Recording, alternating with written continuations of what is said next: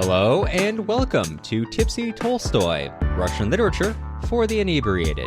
I'm Matt Gerasimovich, a PhD student in Russian Lit. This week, re-ruining my life by getting back into Destiny 2. And dragging me along with you. I'm Cameron Lalana. My roommates this week have found out about my plans to make kefir, and they are threatening violence. Luckily, they don't listen to this podcast, or they would know now about the sauerkraut that I am currently fermenting in the cabinet. Absolute fools. Complete rubes. Not checking the bottom of the cabinet. That's a rookie mistake. This is a podcast where me and my good pal Cameron get to unwind from our week with some Russian literature and a drink or two.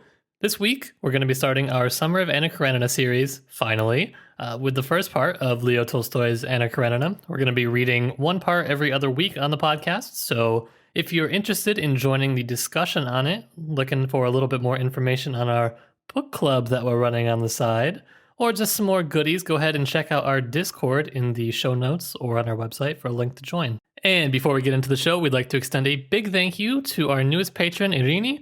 If you're interested in helping out the show, take a look at patreon.com/tipsytolstoy. We have a lot of fun Patreon-only content and rewards, and it really helps the show out. If you're not interested in Patreon, but you would prefer to support us in a more, free way, you can leave us a nice review on Apple Podcasts or sign up for our email list on our website.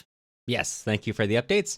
But before we get into the reading, Matt, what are you drinking today? I am kicking it way back because I had to create a vending machine delight because I didn't have anything in my fridge today. So I'm just drinking a vodka Sprite like a child. Well, a child that could drink. I don't want to talk about that. What about you? Do you have something good? Because I have something bad. I don't know if you could call this good, but so from Campus Brewing Company, which I believe I've had on this podcast before, I have Die Hard is a Christmas Movie, which is a chocolate orange imperial porter. And I know like a lot of these things we kind of try them so people can get an idea of craft beers out there, but I realized today that like a lot of the beers I buy are either specific to my area or like this one out of production now because they're seasonal, so good luck with that one. I do that sometimes too. Sometimes the Chicago breweries, like you can buy them other places because they're pretty big breweries, but sometimes I get the ones that are like local to my town, so there's like they don't even come in like real packaging. I don't think you can buy them elsewhere. I'm not even sure you're supposed to be able to buy them here, but hey. Every once in a while I'll buy beers that are like unmarked but I have like the local brewery on them, and I kind of Matt sometimes tags breweries and they very nicely respond or send us messages. I'm very worried that if I ever do that with one of my beers, I'm just going to get a message from the brewery which is like, what is that? We've never produced that. Well, enough about Christmas movies. Let's move on to the greatest Christmas movie in our hearts, Anna Karenina. So in lieu of doing context at the beginning of the episode, we're just going to kind of wrap in wherever there's relevant content as we kind of go along, since this is going to be an 8-part series at the very least. So, there's no point to spend a significant amount of time on the context. And honestly, I would say it's more worthwhile to spend more time looking at the text than the context of it. Yes, so let's jump right into the summary. If you watched the movies when we did that a couple episodes back, you'll already be familiar with everything that goes on in this particular episode. In fact, the movies, I could say the first half of both movies we watched cover about the first 100 pages or so of Anna Karenina, which really, I'm excited to see what happens later if we're like already like easily 50 minutes into both movies at this point and only 100 pages in. Well, as you can guess, they largely cut out like 500 pages worth of book. I have to imagine 500 pages of Levin watching Steva eat and commenting on the like very particular brand of oysters and where they've come through them. You didn't enjoy that? No, I loved it. It was great. It made me really hungry for oysters, and I don't really like oysters. So Anna Karenina obviously opens up with Anna's brother, Steva, waking up on his couch, thinking back to the night before when his wife had discovered that he was cheating on her with their French governess. And he berates himself for when she finds out and he sees her and he knows that she knows he can do the only thing that Steva knows how to do, which is try to charm people. And it turns out smiling at your wife when she's found out you're cheating on her is not the move. Not the move. Take notes in case that was going to be a reproach, just...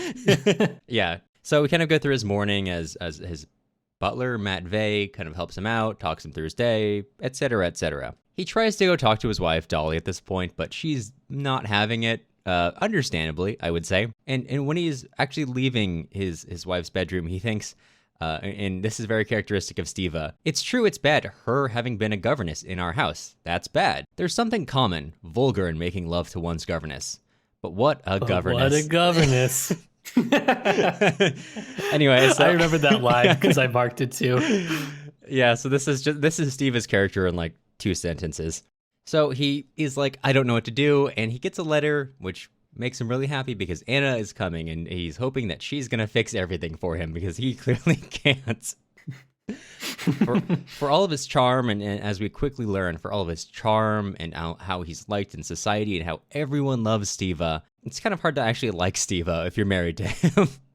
He's not a really personal guy. He's somewhat... in another universe, you probably could have written a certain form of American Psycho about Steva. We go through a whole paragraph after paragraph of him, engaging in things basically only so he can really engage with society better, and that he reads 3 liberal papers every day, then denies ever reading Moscow papers because they're trash to everyone, and He's a character, to say the least. Yeah, he's entertaining, but you can clearly see that he's well, to your point that you made in our Anna Karenina episode, sometimes the evil characters aren't. Well, often evil characters aren't bad people. Well, he's kind of a bad person, but they're not people that are hard to be around. They're not malicious always. Despite how bad he is throughout the book, I don't think you can usually attribute the characteristic malicious to Steva. No. Except for maybe his son, who is very conscious that he loves less than his daughter. But he does try not to show it too much. But he does know. But that's how he sees the world, is like, he knows that these things are true, but at the same time, what is he supposed to do about it? Yeah. It's just the way things are. It's not his fault his wife has lost her good looks. His wife, that is, the mother of his children. What is he supposed to do? What options does he have? Exactly. Yeah, so as he goes on about his day, getting to leave his house and leave all his worries behind, he leaves behind Dolly, who thinks upon the fact that she hates his good nature. Everyone likes him and loves him for this nature, but it's that very good nature that she has come to hate. Fair. So at work, Steva goes about, he begins to make decisions. He's in meetings all day, classic upper management, until finally, when lunch comes about and they decide, actually, we can wait, we need to eat first, the important thing for our firm, it is announced that someone's been waiting for him. And he goes out to see his disreputable friends, as he likes to call them, and he sees a friend who would actually, uncharacteristically not described as disreputable, ironically, Levin, or Konstantin Levin. Levin, who he sees is now wearing a coat in the French style, tells him, oh, you're in a new phase again, to which Levin blushes, and he brings him into his office so they can chat. It's been quite a while since I've seen each other. In this process, we jump back into Levin's family history, and we find out a lot more about the intertwined history of Konstantin Levin's family and the Sherbatsky family. And the Sherbatsky family, of course, contains Dolly, Oblonsky, or Steva's wife. It contains another sister who's not really important for the story, and then it contains Kitty, who is the point of this conversation, this visit, really, for Levin to Steva. Steva asks Levin, where have you been? Levin kind of reflects on the fact that he, even though he's known Kitty ever since she was a kid, which I did not realize how much of an age difference there was between Levin and Kitty. Now that I know that they're like 13 years apart, it makes it a little bit ickier as I'm going through this, which is not Tolstoy's intent, but can't stop noticing that every time he notes that he remembers when she was a kid. Wait 1 second. Let me pull up a fact. Oh boy. Okay. I had to pause to look up the exact dates. Okay. But Tolstoy, at the age of 34, married his wife, who was 18. The family whose daughter he was courting thought that he was going to marry her older sister, and there was a little bit of an eyebrow raise when he didn't, to say the least. Yikes. Okay. Well, seeing more and more parallels between Levin and Tolstoy, which I guess is intentional. Yeah, it's his autobiographical character, basically. Yes. So Levin has been gone for a couple months because he was on the verge of proposing to Kitty after her brother's death. He was friends with her brother. He dies. That becomes the catalyst for him being like, you know what? I think I'm in love with Kitty, after being in love with Dolly and the other sister until they both got married. It's really not looking good for Levin the more facts I learn about this whole situation. Looking around at all his compatriots who went to college with, he realizes I have friends who I went to school with who are now captains or professors or whatever. I am just running a farm, and he feels really insecure, and he disappears for 2 months before returning back to Moscow determined to ask Kitty to marry him. So after leaving this meeting with Steva, Levin goes to see his stepbrother, who is a sort of philosophy professor, and when he comes, he's having a debate with another professor who's come all the way across Russia to debate over a particular point that was written in a recent article. They mostly ignore him as they're having their conversation, until finally Levin breaks in with a kind of simple observation that the two are really kind of like going in circles with these very technical terms, and he asks a very direct question, and the professor kind of looks at him like it's not really a question worth asking before ignoring him and going back to the conversation. And I was going to ask you, was that just me reading into it, or is this supposed to be kind of like, it's supposed to feel really circular? He's making fun of philosophy. He's making fun of intellectuals. That's part of the spiritual and intellectual journey that Levin will go on throughout the story. Right, because he still respects him at this point. Yeah, I mean, well, I guess really the point of Levin, as we shall come to see even by the end of the first part, what he's really getting at is that a simple life can be just as fulfilling or more fulfilling than something complex and really high-minded, and that can be applied to almost every aspect of life, including like education and philosophy and whatnot. Right. But yeah, it's supposed to be kind of ridiculous. That makes sense. After a while, they chat. They talk about Levin's, what he's been doing, how he's left the city or the local council that he was on because he just couldn't see a way that it really mattered whatsoever. And his brother kind of chastises him for that before they go on to kind of talk about their mutual brother, Nikolai, who they don't really talk about because he's a little off the chain. Before Levin decides it's time to go propose to an 18-year-old, and he leaves and he goes to the skate park where Kitty is. And he is such a good skater, it turns out, that even though he's been gone for quite a while, the attendants immediately recognize him when he puts on his skates, which is frightening to me. I stop going to coffee places if the people, like, know my order. I can't imagine someone, like, knowing my skills in skating. But also, I guess that speaks to the fact that Levin, side note, really good skater. Like, incredible. Or you're an aristocrat and there's only so many. One of the two. That's fair. Well, there's so many aristocrats in Russia, but fair point. So Levin goes out to skate with Kitty. They have a nice chat. She kind of was like, wow, it's good to see you again. And this is actually, I wanted to say that this scene is really interesting to me because this is one of the major points where I really began to see the book really differently from the movie, because in the movie, a lot of characters react with surprise to a lot of events, whereas in the book, most characters are pretty intelligent. They are very perceptive. And up even before Levin really gets to the point, we kind of jump into Kitty's points of view occasionally, and she kind of is like, the gears in her head are turning, and she's already thinking like, oh, I know why he's here. Please don't ask. Please don't ask me. Until she finally says, yeah, are you going to be here long? And he says, well, that really depends on you. And at that point, she's like, all right, I'm out, and she just skates off. And Levin, to contain his embarrassment, goes and does a trick on the ice, which, yeah, that's fair. Oh no, I just remembered I have to go. I really have a thing right now. Yeah. And then after Levin, very, very embarrassed, intends to kind of leave, but is invited to a little event that the Shtcherbatskys are having this night. So he leaves and he gets ready to go to dinner with Steva. Steva takes Levin to this restaurant, which he owes some money to, so he obviously feels it would be wrong to avoid it. And then they get sat down at this nice table. The waiter is very helpful. They're going through all the foods. Steva is very, very particular about everything they're ordering. Very particular about the oysters, about the cheeses, the wines, which contrasts with Levin, who just wants cabbage soup and kasha. Fair enough. Reading this scene, I was both hungry for oysters and kasha. Strange combo, but... Really? Well, kasha, too? I don't know. There's something about, like, I just read cabbage soup and kasha, and I was just like, that would be good right now. Maybe it was just because I was hungry at the time, and I would have taken anything, but it sounded good. Levin introduces what Steva basically already knows, that he's here to try to ask Kitty to marry him. And Steva is clapping him in the back, and he's like, yeah, you've got the prince in your court. You know, people think you're a good match. Kitty's totally going to marry you. And then in the next chapter that comes with the big, but there's this other dude, Vronsky, who's really rich, and he's super well respected. And also, he's really handsome, but I think you've got a good chance against him. He has been courting Kitty for the whole time you've been gone, and she seems very receptive, but I think you've got a good chance. Seems promising. Yeah, this does not make Levin feel great, as you might imagine.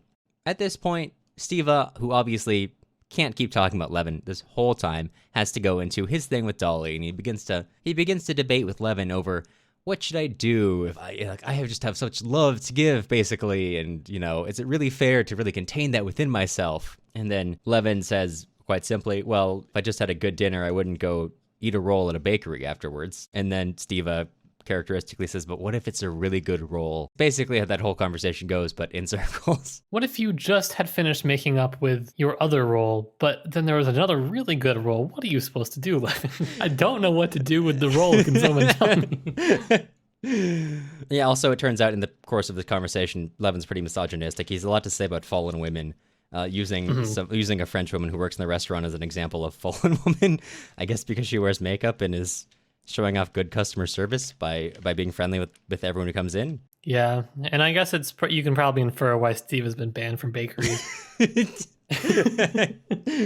That's not canon, but it should be. That's canon in my head now. It's my head canon. When I rewrite my fan fiction of Anna Karenina, Steva will be banned from bakeries. At this point, Steva actually gets a pretty good zinger in at Levin, and he tells him, "You want a man's work, too, always to have a defined aim, in love and family, like always to be undivided. And that's not how it is. All the variety, all the charm, all the beauty of life is made up of light and shadow." Now, of course, this is a defense of him cheating on his wife, but that being said, it is... Okay, okay, can I break in here? Okay, all right. This is for every single bookstagrammer that I see out there, like, just finished Anna Karenina, all life is made of beauty and shadow, hashtag Leo Tolstoy, hashtag Anna Karenina. Like, I am gonna die if I see another person post that quote out of context. It doesn't mean what you think it means. It's an interesting challenge of Levin's ideology, but also it is a defense of adultery. And I don't want to see it anymore. Leave it out of your Instagram post, please. So after this dinner, we join Kitty as she gets ready for the event tonight, and she thinks about Levin and Vronsky, and she knows why Levin's gonna come tonight, and she thinks, like, I kind of feel bad, but with Vronsky I have such a good image of the future, and with Levin it just feels misty. I don't see anything for myself there. And it's announced that Levin's come early, and again, when I say the characters are perceptive, when she hears that Levin's come early, she immediately knows why he's come, and when he comes in to propose to her, she shuts him down pretty fast, and he's trying to beat a hasty retreat when everyone else starts showing up, so he's got to stay, which is awkward, for all of us who've been in that situation. We all understand. Yeah, when you get your marriage proposal shot down and then you got to stay for the dinner. Yeah. With the other guy who's courting the person you just proposed to, it's not good. You hate when that happens. You really do. At this point, other people begin to talk to Levin. Even one woman, Countess. I'm gonna say this. I'm not gonna say Nordstrom. Countess Nordston, not Nordstrom. Countess Nordstrom Rack with her affordable selection of men's ties. Countess Nordstrom begins to make fun of Levin. They hate each other so much they have a very genial relationship. And she kids him about coming back to their, quote, corrupt Babylon until Vronsky arrives. And they keep talking, and very awkward when you're there with the woman you've tried to propose to, her suitor's here, this woman you hate's here, and you're all stuck in a four-way conversation which turns to spiritualism. You hate when that happens. Really do. Yeah. Levin keeps trying to be like, this is stupid, and then Vronsky starts attacking him on the topic of electricity, which he says is similar to spiritualism, to which Levin does not take kindly. Like, Levin's hard because, like, sometimes you want to root for him, and then other times you're like, I would not invite you to my dinner party. Yeah.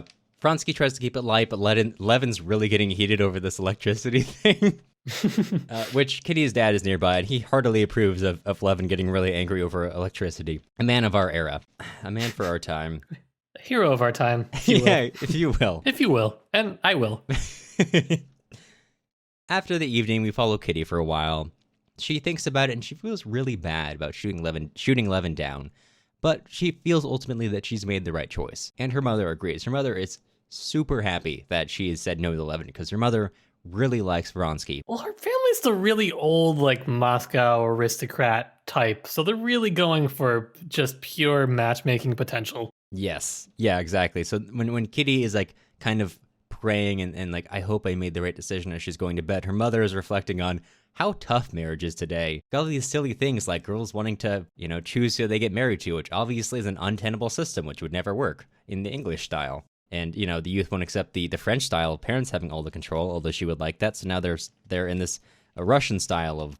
actually, as she describes the Russian style, it sounds fundamentally the same as the French style. So I'm not really certain what she's mad about, but Levin could marry her daughter. So I guess that's all that really matters to her. That's the main problem with marriage today, the fact that the Levins here. It's the worst, you know? Yeah, really cannot emphasize how much she does not like Levin.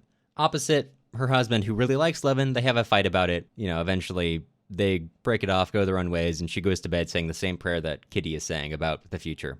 Vronsky, at the same time, is, as everyone is hoping for him to marry Kitty, thinking about how much he's definitely not going to marry Kitty. How about he's just enjoying life, and that's totally far from his mind. I think it's ridiculous that anyone could even expect him to marry Kitty at this point. And he thinks I should go to a party before thinking, no, I'm really tired. And you know, that's what I like about going to the Sherbatskys. They make me feel like a better person. And so instead of going out and drinking with my buds, I'm going to go to bed. So the next day, Vronsky meets Steva at the train station. They're both waiting for people. Vronsky's waiting for his mother. Steva's waiting for Anna. And the train arrives. Anna gets out. She passes Vronsky. They don't recognize each other, although there's kind of like an electric moment as they can't stop looking at each other as they're passing by. And Vronsky notes it's really not her beauty. There's just something about her character, their metaphysical nature that I just can't look away from. Eventually, as it goes on, they get reacquainted as Steva comes up towards the train. They all chat until a guard at the back of a train gets run over. He didn't hear the order. Everyone's saying it's awful, it's terrible, and Anna says, isn't there something anyone can do? And Vronsky, who immediately, without thinking about it, jumps out of the carriage and goes to give money to the guard's family. Well, Without thinking about it, or maybe thinking about what Anna was thinking about. Vronsky, without it being described what he's thinking about it, immediately jumps off and goes to give money to the guard's family. So at this point, they'll go their separate ways, and Anna goes with Steva to go gaslight Dolly into not leaving Steva. Yep. The next chapter is just, you could go into the detail of Anna and Dolly's conversation, but you can shorten it down to Anna just straight up gaslights Dolly into being like, really, it's worse for Steva. He feels so bad, you should stay with him. And Dolly coming around to, I guess I have to do it for my family. I mean, what else are you going to do? What else can you do? That evening, Kitty joins her sister at dinner. They'll have a good time, except for the moment where Anna is kind of like leaving, and she sees Vronsky, who's at the front door, who's there to inquire about things. They have this moment where they see each other, and Vronsky's like, actually, I'm gonna go, and he leaves, which seems weird to everyone. Although it should have been a normal thing, there's just something that they can't help but feel is off here. And this state of affairs continues until later in the week when Kitty has her ball, and this is gonna be her moment when she is debuted to Moscow society. This is her moment, and she enters feeling perfect. Everything that she's done for this is completely in place. Everyone is as they should be. Everything she's wearing is, nothing's tearing. Everything is absolutely amazing. For the first couple dances, everything's going great. She's got suitors asking to dance the quadrille with her, and eventually she runs into Vronsky, who has been courting her for quite a while, and she goes up to him and is chatting with him, and she happens to notice that he's a little distracted, and which she's kind of confused by until she sees what Vronsky's looking at, and he's just hardcore staring at Anna across the room. And as she takes him into her arms to try to dance with him, she looks up at him with a look of love to indicate him that she feels really close to him in this moment, and she, for years afterwards, will not forget that he just looks at her and is completely dead-eyed. Which, oof on that one. The rest of the evening does not go well for her. She keeps turning on everyone to dance the mazurka with Vronsky, who then chooses to dance it with Anna instead. Night ruined. It's happened to all of us. I feel you, Kitty. And the next day, everyone decides we got to get out of town. Levin's like, I feel terrible. I'm going to go back to the country. Get out of town! Yeah, always the answer to everything when things go wrong. He goes to see his brother, who is dying and also a dick, but also kind of a communist. That's what you need to know, really. Yeah. And Levin goes back to the country being like, I think my brother's wrong about his economic theories, but he's not wrong in the way he sees the troubles of our era. There's obviously a lot of things wrong, and when he diagnoses them, I agree. And he thinks, I've got all these good ideas. This is what I'm going to do to fix myself, and I'm going to feel great. But as soon as he gets home, he suddenly feels the weight of the world back on him, and like he can't actually do it, which unironically this time I actually really feel that. That's Yeah. Being on a long ride home and realizing everything you need to do to fix your life and then not doing it, relatable. Well, that's also basically the tale of Tolstoy's life, is wanting to do things better and then not doing it and then chastising yourself in your journal. I feel that. Mm-hmm. At the same time, Anna is like, I gotta get out of town. I feel like I've totally screwed up Kitty's ball. She's gonna be mad at me now. And Dolly, for her part, is feeling a little bit guiltily good about this, that she sees Anna's weaknesses now, even though she says she still loves her, but it's good to know that she's human too, basically. Anna gets out of town, and she's on the train back to Petersburg, and she feels great. She can't really focus, and she's getting all this kind of nervous energy, but it's fine. She's out. And she's doing the weird thing with a knife. Yeah, she's she's pressing a knife up to the window, then to her cheek. Maybe it's worth briefly explaining why she has a knife. I didn't. It was a book knife. I don't entirely understand that. Yeah, I didn't understand it until somebody older than me explained it to me, which is the way that books used to be printed, was that, they're printed on larger pieces of paper and then folded, and basically to kind of turn them, you would have to cut them for new books. Interesting. And so that's why old-timey people and old-timey books, you would have to have like a paper knife to read them for the first time. That is very interesting. I enjoy that knowledge. Thank you. The more you know. Along the way, she gets out of the train because she's got so much nervous energy. She can hardly read. She has a tendency to imagine herself in all those situations. So already feeling nervous and seeing this, it just feels like, God, I gotta get out of here. So she steps off the train for some air, and surprise, surprise, like a stalker, Vronsky is there. And she's not entirely opposed to it, she notes in her mind, but still doesn't feel great about it. So she kind of says, "Oh, if you're a good man, you'll forget all about this." And she gets back on the train, and he keeps staring at her. Not looking good for Vronsky at this point in the book, in terms of him not being a creep, but... No, sir. No, sir. They get to Moscow the next morning, and Anna gets out and sees her husband, Alexei Karenin. He comes up and is like, "Wow, your husband's here to greet you. Isn't that great?" And she's like, "Your ears look funny. How's Seryosha?" That is the perfect demeanor to read it in. I would love to see that replaced in the movies with your rendition. I want to say that's just like a weird one-off thing, but she keeps thinking about how much she doesn't like how much his ears look, and then we'll come back to that. That's perhaps one of the more famous lines from this part. Interesting. Okay, I want to get back into that then. And Vronsky, who obviously can't let things lie, gets out and sees Karenin go up to Anna and is like, "Huh, so that's her husband. She gets married, I guess." And then goes up to talk to them. Karenin, who is like happy to see his wife, is like, "Buzz off. I'm trying to chat with my wife." And Vronsky's like, "Can I come stay at your house? I want to talk to you about your legislation." And he's like, "I guess come on Monday, whatever." And at that point, he and Anna go home. And Anna's like, "Okay, it's over now." And she feels almost a weird sense of disappointment. But she goes back to her regular life. She sees her son. She is also disappointed in her son a little bit. She goes to meet with other people in Petersburg society. And Vronsky does the same thing. He goes to see his friends who are taking care of his affairs in Petersburg. His affairs aren't going great, but, he's not... He's above water now, and that's... he's rich, so whatever. Yeah, it's fine. He'll throw some money at the problem. And that's more or less where we leave part 1 of Anna Karenina, with them both in Petersburg, tending to their own affairs. Heck yeah. Heck yeah, brother. Heck yeah, brother, we did it. Part 1, Anna Karenina. What'd you think? So I kind of already harped on this, but compared to the movies, and that was my only frame of reference for this before, coming in and seeing the way that Tolstoy writes the characters is super compelling. Because they're all perceptive, they're all intelligent, and for the most part, they are intelligent enough when something's going on, they almost always kind of catch up.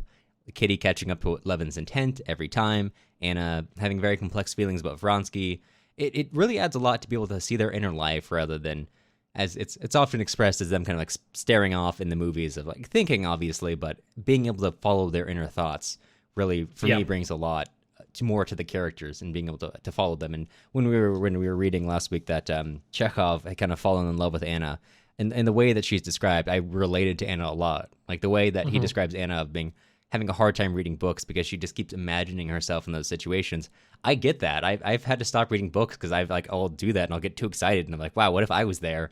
And like thinking through that, and that she as a character is someone that she feels so real, and like the kind of intricate details that Tolstoy goes through in her thoughts and actions. It's an interesting narratorial style, and it's been written about and people have theorized about it and whatnot, but you get a really interesting mix actually, because you get both internal life and characters' thoughts in their own heads, but then Tolstoy sometimes steps back and gives you the wider third person. Sometimes you get a limited view of them, sometimes you get something that's in their voice but third person, and so you get like an interesting thing to try and dissect when you're thinking about like, who is the narrator in this situation, because Tolstoy does that really well. Right. He slips narrators in and out. It's very fluid sometimes. Yeah, you'll spend an entire scene with Levin and then just like one paragraph with Kitty, basically giving you a counter perspective on what it's like for her to experience this. And even sometimes flipping what you think is going on, not on its head, but adding a dimension to it, which is definitely not there in another character's perspective. Yeah, and not even just that. Sometimes within the same scene itself, you think you're getting kind of a third person omniscient overview, like a neutral sort of thing. For instance, the very first chapter with Steva being described that it's not his fault, and how could his wife feel this way, and the paragraph ends with it had turned out quite the other way, with her being upset with him. And it's like, well, yeah, of course it had turned out quite the other way. One thing I did not expect about getting into it was that it's really, and you don't usually associate this with Russian literature, but very kind of fun. The characters are all alive, and Steva, complex character, bad husband, bad father. Yes. But very fun to be around. This is something I notice with authors, that they struggle, that they have an idea of who that character is in their mind, but then they struggle to translate that to the page. So sometimes they have to tell you, like, wow, this person was so charismatic. And then they introduce them, and it's like, wow, they've got the charisma of a paper bag. Everyone else in this universe must be really awful with their EQ. But Steva, who is said to be well-liked, he's funny, that's how he's demonstrated. He is if I was talking to Steva, I would be like, wow, this is a really funny guy. I enjoy being in his presence. And the more you're with him, the more you might start to realize, like, wow, that's some interesting things you're saying about, like, your wife, the mother of your kids, and also your kids too while you're at it. And it's really an intricate layer, and it's like really masterfully done in the way that it's not just said, but really demonstrated in a way that you feel reading it. Yeah, I mean, Steva's probably one of my favorite characters, even though I think he's terrible. Yeah. Just to kind of think through, there's a lot of interesting things about Steva. And whether or not Steva is evil is kind of up to your personal conception of what you think evil is. But it's worth noting the main characteristic where you could derive that from is Steva he forgets. He's whether it's like an intentional forgetfulness or not, that's kind of up for debate. But he almost has this quality where he's like in a dream, in a sense. And for instance, there's, you talked about the scene with Levin where he's like, yeah, you should totally marry Kitty. She obviously wants to marry you. Like, you're totally fine. And then, like, almost the very next scene, he's going to Vronsky, and he's like, oh yeah, you should totally marry Kitty. I mean, I don't see what the problem would be. And he's not being malicious. He just, in that moment, forgets. Yeah. He only has the ability to comprehend that one moment, and he wants you to like him in that moment, so he'll do whatever it takes for you to do that. And it's interesting to compare and contrast families, because this is one thing that Tolstoy is known for being exceptionally good at. Is a lot of times when authors write families, they'll give them the same last name, and you'll be like, okay, they're associated because they have just, the name. Right. Tolstoy does something a little bit different in that families usually have like shared characteristics. And that for that reason, that's why Levin, it's noted, it's not that he doesn't love Kitty, it's that he loves the whole family, and he'll take what he can get. And in the same vein, there's definitely some similarities people have pointed out between Steva and Anna. As you noted, the gaslighting of Dolly into believing that, what are you going to do? Your husband's cheating on you, but he still loves you. And one of the characteristics that has been written about between Anna and Dolly, there's, as you mentioned, the line where Anna is completely gaslighting Dolly. And it's an interesting break-in in parentheses when she's describing Anna was talking with Steva and, how he was feeling so bad and whatnot. And Anna says, and what touched me most? And then it breaks in parentheses. And here Anna guessed what would touch Dolly most. The narrator really cueing you to notice that, she's not really helping the situation in the way that she should. She's really an enabler for Steva in this part. Right. Because in this very scene, she's like, you really have to look at him. He's so humiliated. You've got to feel sorry for him. Look at all the things he's tortured by the fact that he's humiliated himself, his wife, his kids. And then in the next sentence, Dolly's like, I guess it is bad. It's like maybe worse for the guilty than the innocent in the situation. Like, no, it's not. You're just, you've just been convinced that. But yeah, it is interesting. I really like that zoom in and zoom out that happens continuously through the story, which no character is really exempt from being examined like that. No. It's not even just a zoom in and zoom out. It's just like it's all meshed together at once, which creates a fascinating effect.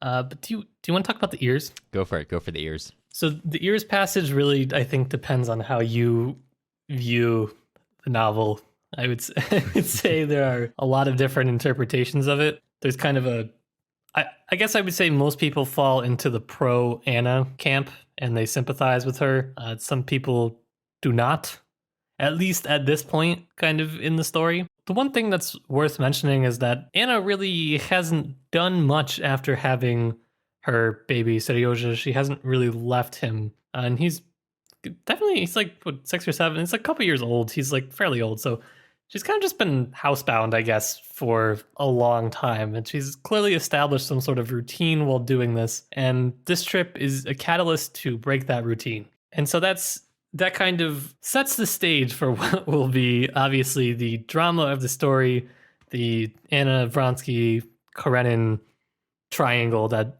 begins to emerge. And so this problem, it doesn't emerge at the ears passage. Comes a little bit earlier on the train when she's convincing herself that she didn't do anything wrong while she was, at the ball in Moscow, which I think if you have to try to convince yourself you didn't do anything wrong, there's a non-zero chance that you in fact have done something wrong. But the ears line is one of the most interesting and complex passages of the book, I think. And that is when she comes home and sees her husband, she thinks, wow, his ears are like, I don't like them. I don't like the way he looks, and I don't remember him looking like this. And she even sees it in his eyes. She says, an unpleasant sensation gripped at her heart when she met his obstinate and weary glance, as though she had expected to see him different. And so there's two schools, I guess, of thought on this broadly. One is that, wow, she broke her routine. She got to see somebody her own age who was attractive, and now she goes back to her old crusty husband and doesn't like him anymore. And then there is the other one, which I think could mostly be ascribed to Gary Saul Morrison in his book, which is a very specific one, and that is that Anna is actually schooling herself to dislike her husband. She's being dishonest to herself, starting here, and starting earlier as she's convincing herself that she did nothing wrong. And this untruthfulness to herself continues throughout the book, which it's a very interesting book. I'm not sure I agree with all the points, but sounds like a man who's insecure about his ears. No, there's a lot to unpack on that book. It does sound interesting. It is. I tend to fall in the pro Anna camp for the fact that in the second to last chapter 33, Tolstoy gives you his version of a sex scene, which I don't like. I find it uncomfortable. Let's see. So Anna's sitting in her room. She's going back to her room. She's thinking about Vronsky, and she's again coming back to his ears. Why do his ears stick out so strangely, to Karenin's ears, that is? And she's going back and forth between the two of them, and Karenin breaks her train of thought, and as he comes in, she heard the sound of measured steps in slippers, which is a bit of a motif, Karenin in his slippers. And he comes in, washed and combed, with the book under his arm. It's time, said he, with a special smile, and he went into their bedroom. So he's clearly insinuating it's time to have sex. And then in her head, Anna goes, when she looks at her husband, she recalls Vronsky looking at her husband. So she's constantly projecting Vronsky onto her current situation. And at the end of the chapter, it says, undressing, she went into the bedroom, but her face had shown none of the eagerness or animation or liveliness which during her stay in Moscow had fairly flashed from her eyes and her smile, et cetera, kind of saying that, she's definitely not into Karenin at this point. I personally find Karenin and his special smile really creepy, and I don't like it. In my copy, it says meaningful smile, which is far less creepy, but the introduction of it's time is still pretty bad. I had to go into the Russian copy to check. There are a few words that are different. The one being the smile, it's special smile, and the other one, that's the look in her eyes, is translated as eagerness, which I think implies something sexual, which it's not always. Mm-hmm. Something more like animation or liveliness. Interesting. Okay. So those are a couple ones that are like fairly key passages. So it's good to know. Good to know. Good to check. Good to know. If you can. Good to check. I enjoy the way which Tolstoy sets up a lot of complexity, except for the it's time. That one is, oof, my dude. That's definitely indicative I of someone hated who's it. never had to like experience any situation where he's had to induce someone sexually that he wasn't married to. Otherwise, he would know that it's time is never acceptable. It's also the same smile that he gives her after she gets back Yeah. from Moscow on the train. And some people have interpreted it as, oh, he missed his wife. And I thought, no, he squeezed her hand and gave her his special smile. I think he's thinking about having sex with her. I don't really think he missed her that much, but who's to say? Who is to say? Who's to say? I guess me. Yeah. this is my land. That is the arbiter of sexual attraction in Anna Karenina. That's right. I'm glad to have the arbiter for the rest of this journey. It's going to be really important as we go forward. That's right.